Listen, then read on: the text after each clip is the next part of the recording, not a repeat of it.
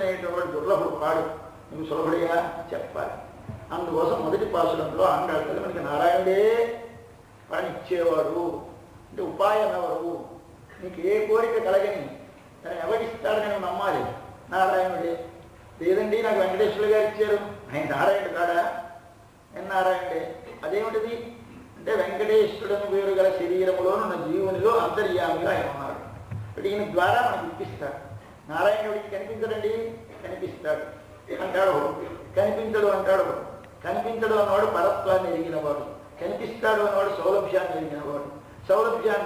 సౌలభ్యాన్ని ఆదరించాలి, పరత్వాన్ని గుర్తించాలి. అంతేకాని పరత్వాన్ని గుర్తించి భయపడి దూరమవ్వకూడదు, సౌలభ్యాన్ని గుర్తించి అనాదరణ చేయకూడదు. ఈ రహస్యాన్ని మనకు తెలియజేయడం కోసం తల్లి నారాయణనే ఇస్తాడన్నాడు. నారాయణ అంటే ఎలా ఉంటాడు అంటే ముందు వర్ణించాడు. కార్మేని శంగన్ కదిర్మదియంబోల్ ముఖతాహల్లులటి నీలమేఘతో పోలిన దివ్యమంగళ విగ్రహం కలవాడు. ఏమిటి అందం కోసమా? కాదు, గుణములు చెప్పాలి. ఎటువంటి గుణములు గలవాడు ఆయన? నల్లని మబ్బు వంటి గుణములు గలవాడు. నల్లని మబ్బులో ఏముంది? అదే ఉపాయము, అదే ఉపేయము. నల్లని మబ్బు రాగానే మనకు ఉండేటటువంటి తాపములన్నీ చల్లారుతుంది. కాబట్టి మన యొక్క అజ్ఞానాన్ని తొలగించేవాడెవడు? ఆయనే. జ్ఞాన ఆనందం ఇచ్చేవాడెవడు? ఆయనే. మనకి వర్షము ఇచ్చేది మేఘమే. ముందొచ్చి తాపమును తగ్గించినది మేఘమే. కాక మేఘం ఏమి చేస్తుంది? నీకు సులభము, సుశీలము. మేఘం మనకి ఇలా కనిపిస్తూ ఉంటుంది. మనకి ఇంత నిరిచేటువంటి మేఘం ఎక్కడో కనపడదు, మన కంటికి కనబడుతూ ఉంటుంది. కాబట్టి సులభం. సుశీలం, దానికి తేడాలు తెలియవు పాపం. అయ్యో సముద్రానికి నీళ్ళక్కర్లేదని ఊరుకోదు, ఎడారిలో నీళ్ళక్కర్లేదని ఊరుకోదు. ఇది బ్రాహ్మణ పల్లి కనుక ఇక్కడ వర్షించాం, ఇది చండాల వాటికి కనుక వర్షించకూడదని తెలియదు దానికి. ఎవడవని నాకేం, వర్షించడమే నా ప్రయోజనం అని వర్షిస్తుంది. అంతేకాక దాని ఔదార్యం ఎంతటిది అంటే వర్షించిన తరువాత వెలవెలబోతుంది. మేఘం నీరు వదిలేస్తే తెల్లగా అయిపోతుంది. కాబట్టి ఆ మేఘం వంటి వాడు నారాయణుడు అని చెప్పడం కోసం దివ్యమంగళ విగ్రహం, వర్షముతో నీటితో నిండిన మేఘమును కోరిన దివ్యమంగళ విగ్రహం కలవాడు. అనగా భగవంతుడిని ఆశ్రయించడానికి 4 గుణములు ఉండాలి. భగవంతుడు మనకి దుర్లభుడా? కాడు, సులభుడయా? సులభుడు కనుక ఆశ్రయించవచ్చు రండి. ఆయనకి 4 గుణములు ముందు చెప్పాలి. మొదటి గుణం ఏమిటి? సౌలభ్యం, సౌశీల్యం, స్వామిత్వం, 4వది వాత్సల్యం. ఈ 4 గుణాలు ఉండాలి అందులో. ఈ 4 ఉంటే కానీ నువ్వు ఎవరిని ఆశ్రయించలేదు. ఒకరితో పని చేయించుకోవాలి. నేను మనకి భయం ఉందండి, ఎప్పుడు వెళ్తే అప్పుడు వస్తే మనకు కనిపిస్తాయండి అంటేనే వెళ్ళగలం. ఆయన ఎప్పుడు దొరకదండి. చాలా మంది అప్పులో ఆడాలి, ఏదో ఇండియా చూసుకోవాలండి, లోపల ఎక్కడో ఉంటారండి అంటే మనకి ఎక్కడ కుదురుతుంది వెళ్ళలేము. కాబట్టి ముందు సౌలభ్యం. రెండవది ఏమిటి ఉండాలి? మనం వెళితే ఆయన పలకరించడు, మాట్లాడతాడు. అది ఉండకూడదు.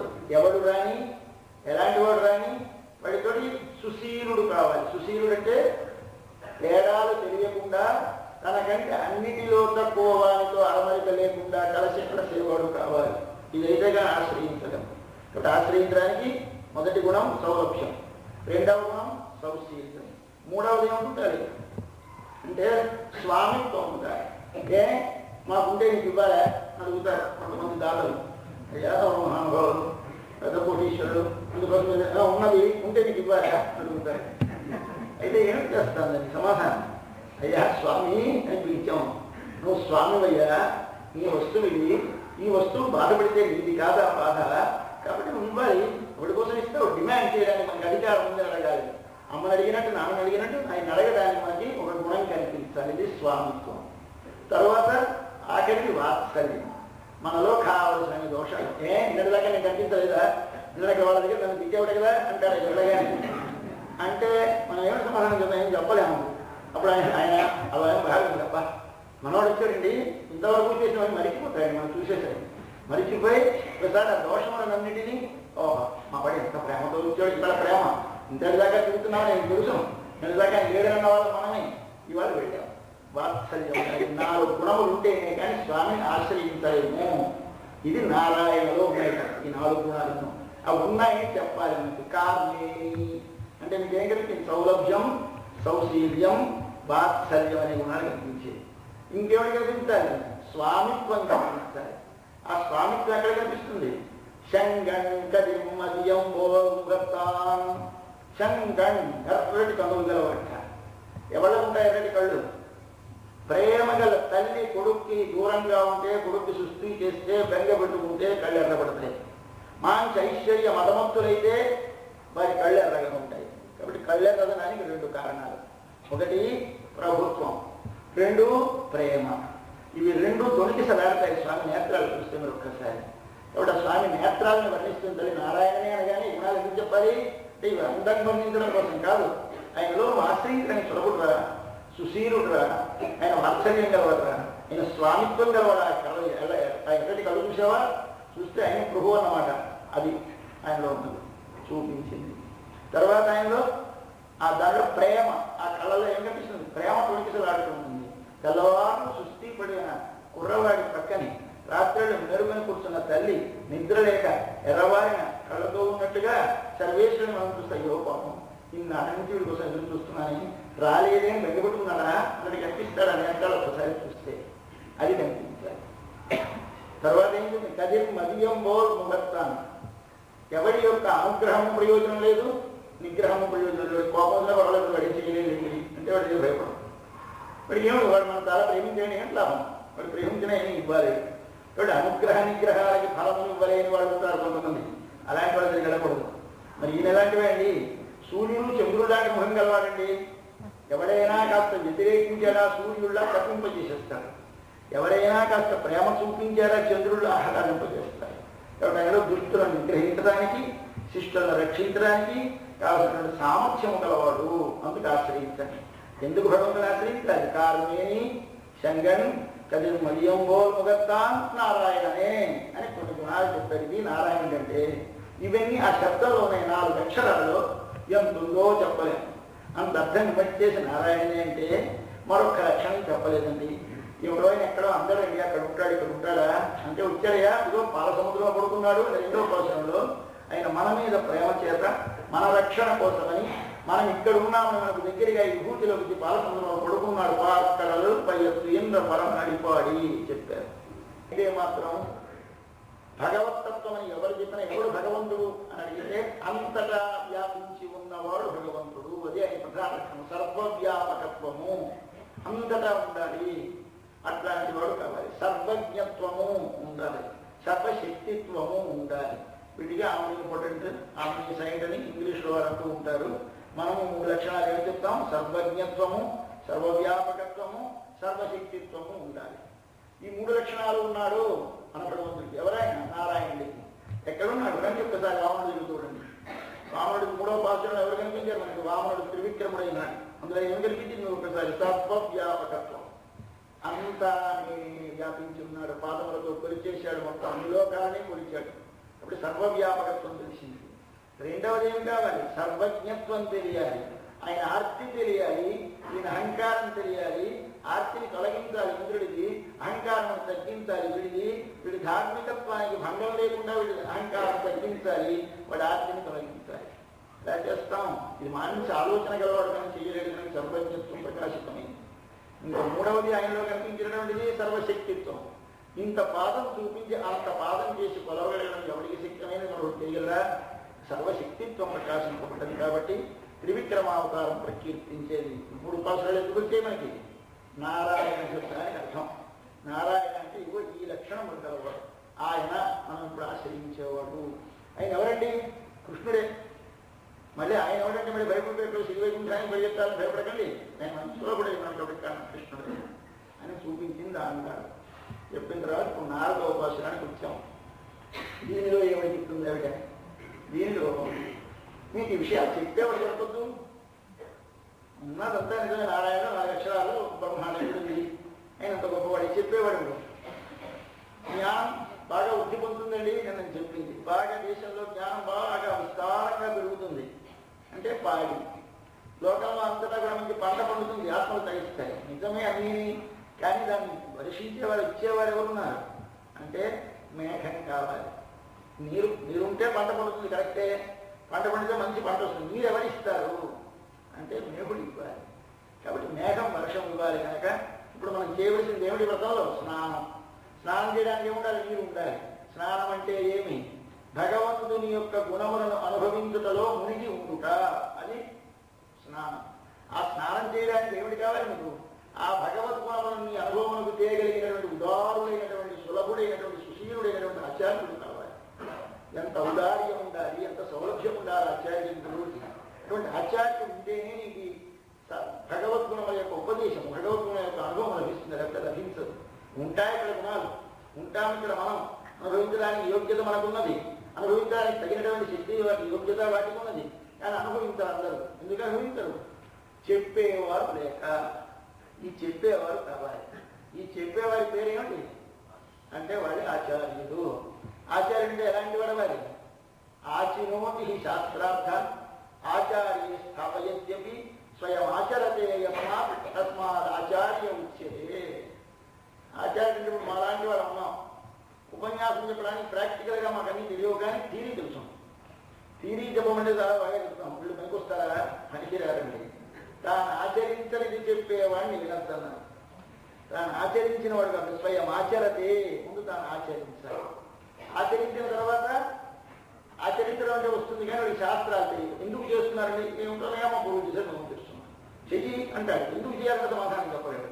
మళ్ళీ అలాంటి వాడు తెలియగలండి. ఆచినోతి శాస్త్రార్థం, శాస్త్రములలో ఉండే విషయములన్నిటినీ సంగ్రహించాలి, సేకరించిన వాడు కావాలి.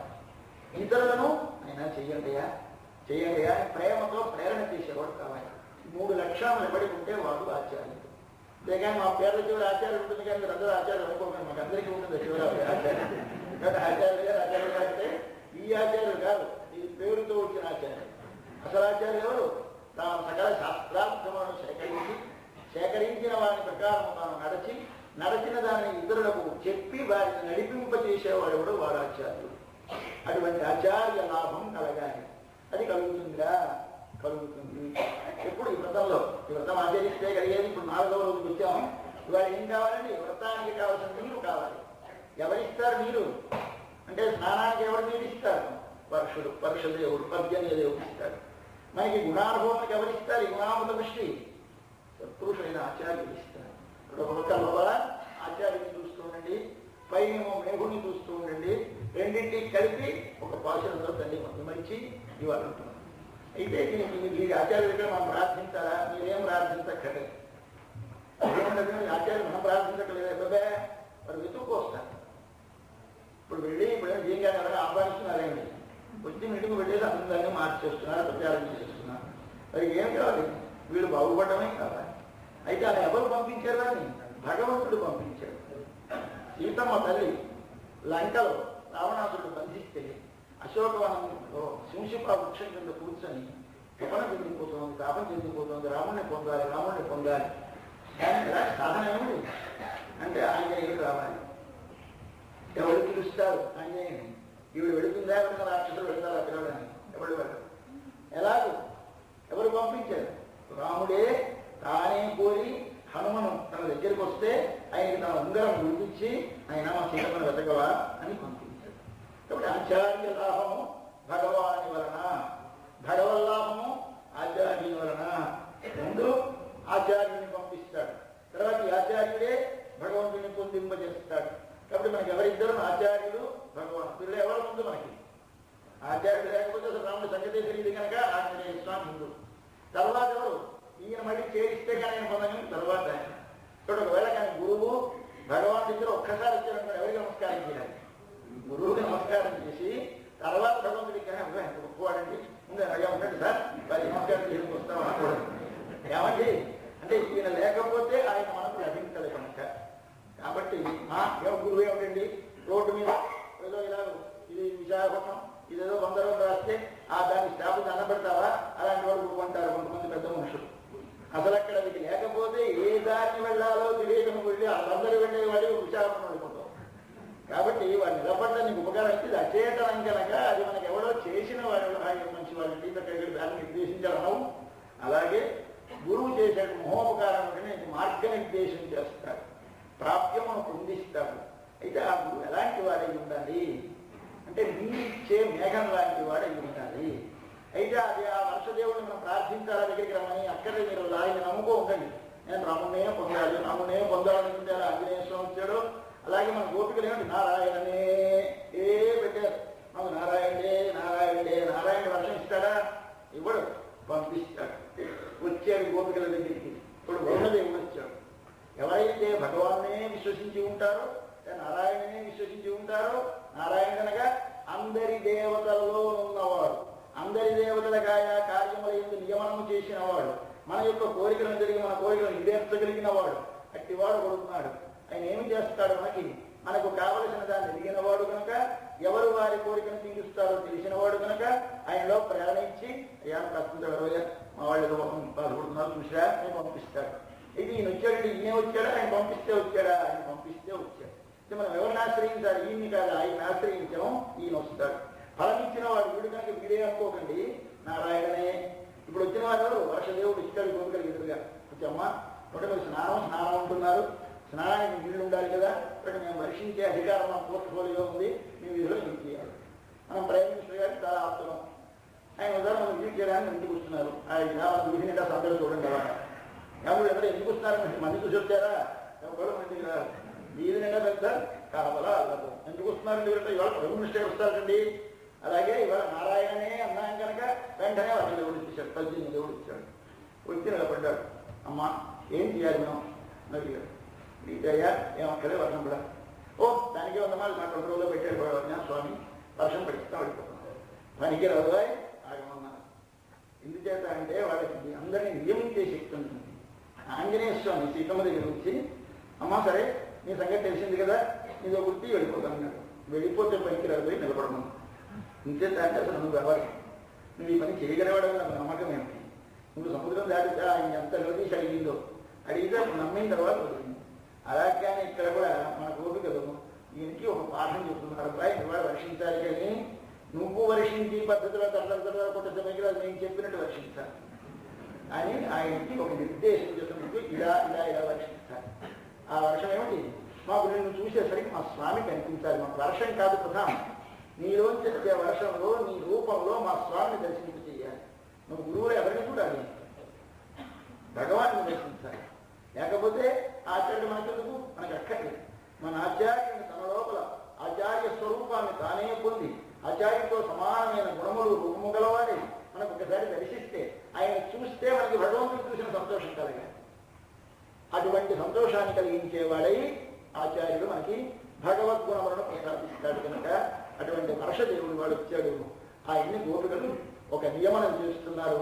దాన్ని చూద్దాం మనం. ఇది మనం మన ఆధ్యాత్మిక భావం చేసుకుంటారు. లోపల పైన వర్షం దేవుడిని చూడాలి. చదువుదాం పోషకం. ఆడిమలై కన్నా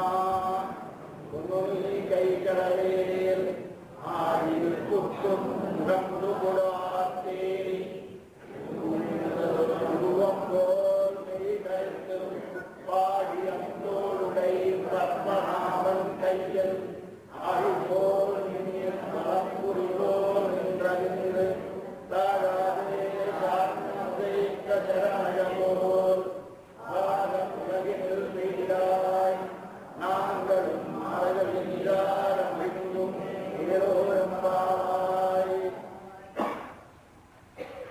ఆయి మలై కణా అని పిలుస్తున్నారు. ఎవరండి? ఆ వర్షదేవుడిని. వర్షానికి అధిపతిని పర్జన్యుడు అంటారు. వర్షం ఇచ్చేటువంటి అధికారం ఎవరికి ఇచ్చారు? పర్జన్యుడికి. ఆయనే ఇంద్రుడు అంటారు. ఆ ఇంద్రుడు పర్జన్య దేవుడిన. ఈయన వచ్చాడు, ఇంద్రుగా నిలబడ్డాడు, నమస్కారం చేస్తున్నాడు మన గోపికలకి. ఆడపిల్లలు చదువుకోని పిల్లలకి ఎలా నమస్కారం చేస్తాడండి? వెనకాల ఉన్నాడు కనుక నారాయణని. ఆ అత్యవసాయం అంటే వస్తాడు వాడు. ద్రవంతి దైత్య ప్రణమంతి దేవత, దేవత నమస్కారం చేస్తారు. రాక్షసులు పారిపోతారు. ఎప్పుడు నువ్వు కానీ ఆ భగవాను కానీ మనసు లోపల గాఢముగా విశ్వసిస్తే ఏమిటో తెలియదు మనకి. ఏమిటోనండి నాకు అంత హాయిగా జరుగుతూ ఉంటుంది. ఎలా జరుగుతుంది? ప్రయోజకత్వం కాదు.